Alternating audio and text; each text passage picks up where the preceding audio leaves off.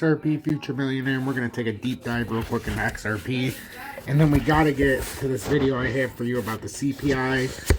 There's a lot of things that came out, and it was not great. It climbed up to 7.5% inflation.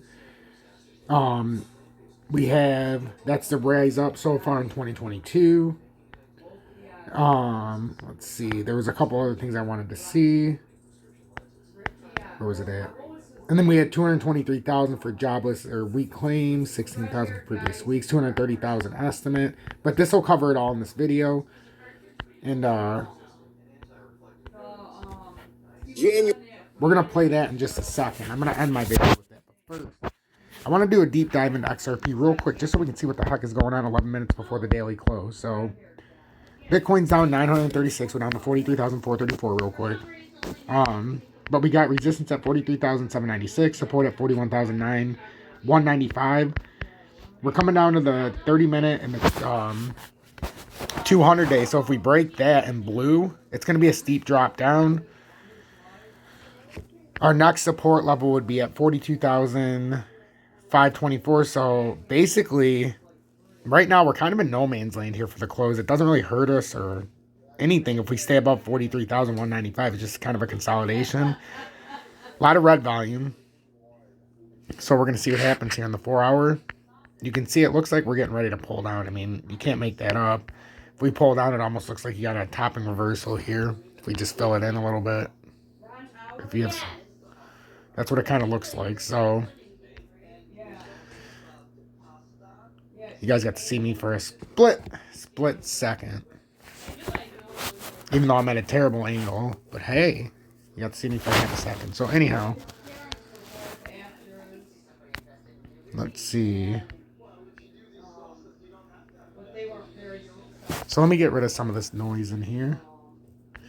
But yeah, Bitcoin is very, it's in a weird spot here because it really looks like it's got structure to pull down here. So I think it's safer to be on the sideline, see how this plays out. We're on the bottom side of the 20-day, which means we're likely bearish now. If we close, that's why I said the close under 43,796 would be more bearish. So that's what we're looking for right now. Close under 43,796, and there's only 9 minutes to go until the close. And then XRP, I'd be interested to see if we close XRP as well underneath the 20-day and the 4-hour time frame, which is at 83.95. I'd say if it comes down here real quick and closes under 84.94, that's a big problem. But the fact it's underneath the 20 days, it's telling you something here, and we're going to pay some attention to this. So it's possible we come back down and retest 75 cents, and then that would be a bullish pull down. If we could ride this, then you might be able to go to another level, but you're going to have to come down and consolidate and retest that old cup. So generally, you'd come down here before making a further bounce. So that's what I'd be looking for with XRP. If we're going to make a bounce, I think we would test 75 cents first. I mean, I don't want to say it's a foregone conclusion, but that's what's going to end up happening. You can see the red is rounding the top, and now it's going to start coming down in a straight line. So we're going to see what happens unless we can pull off some volume here. But the daily close is not hitting at a strong close. So I'm going to hit the intro, play that, so you can hit that like button, then I'm going to end with that video. I just wanted to make sure to get that out and for you guys to see it so you could see what we were looking at for the numbers for the daily close.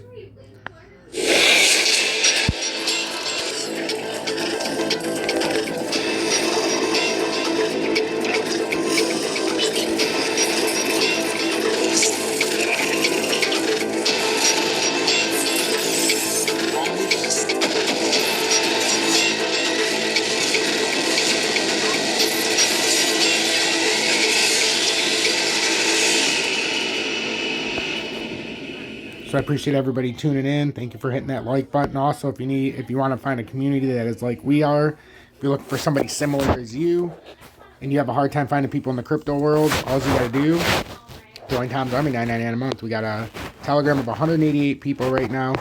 We all are similar mindsets. I'm in here all day with everybody. We talk about things before they happen.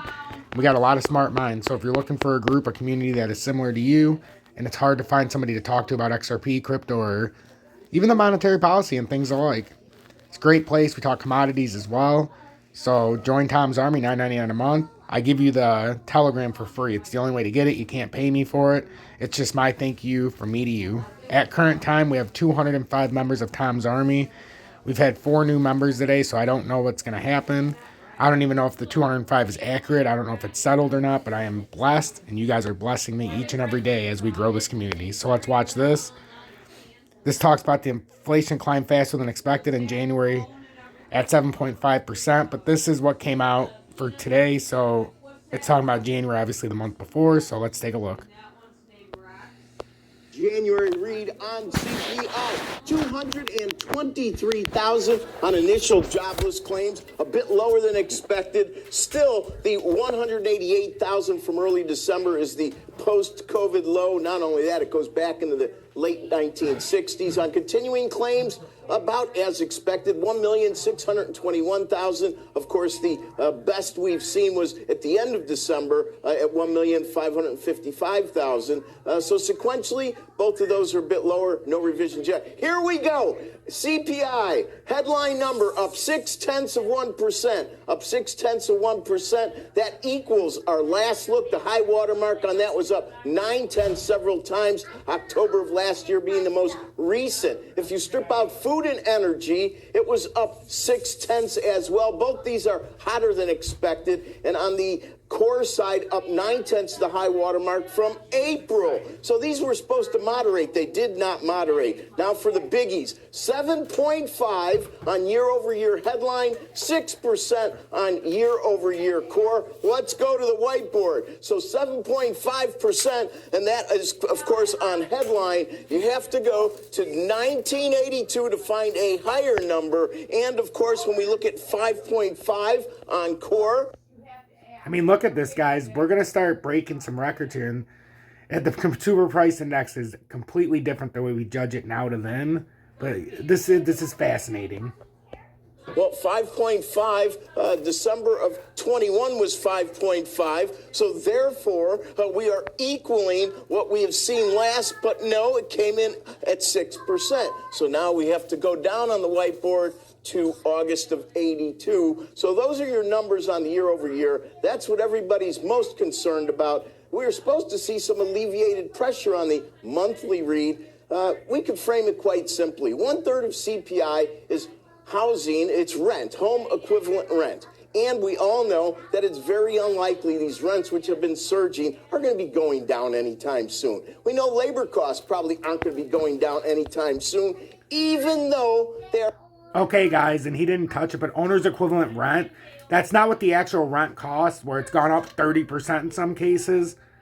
They're talking about what the person who owns the house would rent their house out for, what they think it should be. It's nowhere near, and it is nowhere near a figure that's even appropriate and that should even be used in the CPI. It's a joke, and if you want to know more about it, watch Peter Schiff. He's unbelievable. But that does not include the actual price for rent increase. That's what the homeowner thinks it should cost to rent out his home. It's the dumbest thing. They are far from, at least at this point, competing with the actual rate of inflation. It's lagging. So even though wages are up close to 5%, they're not keeping up with inflation, but they're also most likely not going to go down. Joe, these are the issues that we need to pay attention to. There's going to be plenty of other aspects of CPI that I would think will moderate over time. It's just that time frame is much longer than anybody had anticipated about 6 to 8 months ago. Well, stay tuned, because we're going to talk to Paulson, who points out a lot of things about industrial commodities already perhaps peaking. And it almost sounds like he's saying transitory, but we'll talk to him in a second. First, though, we have today's edition of Lease Mania with our Steve Leisman, and the Lease Maniacs are gathered, Steve. Yeah, this is not a good report. I don't know how much was affected by some reweightings that were out there. We talked about those in the 7 o'clock. But you had food up nearly 1% on the month. Used car prices up 1.5%. Apparel up 1.1%. And I can't even read my writing there. Oh, airline fares up 2.3%. Owner's equivalent rent, Rick is right, up 0.4%. And there may be worse to come. So I did not expect much alleviation there. I thought maybe there could be some help at all from some of the Omicron-related sectors, but it doesn't appear as if they helped either. So we have high inflation, Joe, and I think this keeps the Fed in its appointed rounds of raising rates. I do want to, while I'm talking, to take a very quick look at the chance of a 50 basis point rate hike for March. I don't think that's a possibility. I don't see it up. Oh, wow. It is up a lot. It just spiked. Oh, no. Joe, I went at it. It was 30% probability going in. This is according to Refinitiv. It is now the odds-on mark here, my friend. I don't know if Rick could see the same thing. I know he does the math there. I have a 54% chance of a 50. I don't think that's what the Fed does, having listened to them. I think they hold back 50 for later if things get worse. But I'm just telling you, the market now has shifted, and we'll see if that comes down. This could be just an initial reaction. And I didn't see what happened to the 2-year. I'm sorry, I know you got somebody else to bring in, but I would love to hear from Rick. Zoom. 2 years up to 145. Zoom, 145, 10 years yeah. up to 198. And you're absolutely correct. I'm better than 50% of a 50. And I'll tell you what. Okay. If anybody on the Federal Reserve Board is listening, please avoid guidance on 50 and then do 50. Okay? We need to get ahead of this. Okay? You're putting the markets through. Look at this, guys. On national TV, CNBC, they're calling for a 50-point basis rate hike. Look at this guy. He almost lost his pants when he seen these numbers. This guy wanted to yell Mother Hubbard all over the screen, but knew he couldn't. Like, this is a train wreck. These numbers were terrible. And once the markets realize the truth about this, we're going to have a huge collapse. You guys better get with it or get bankrupt.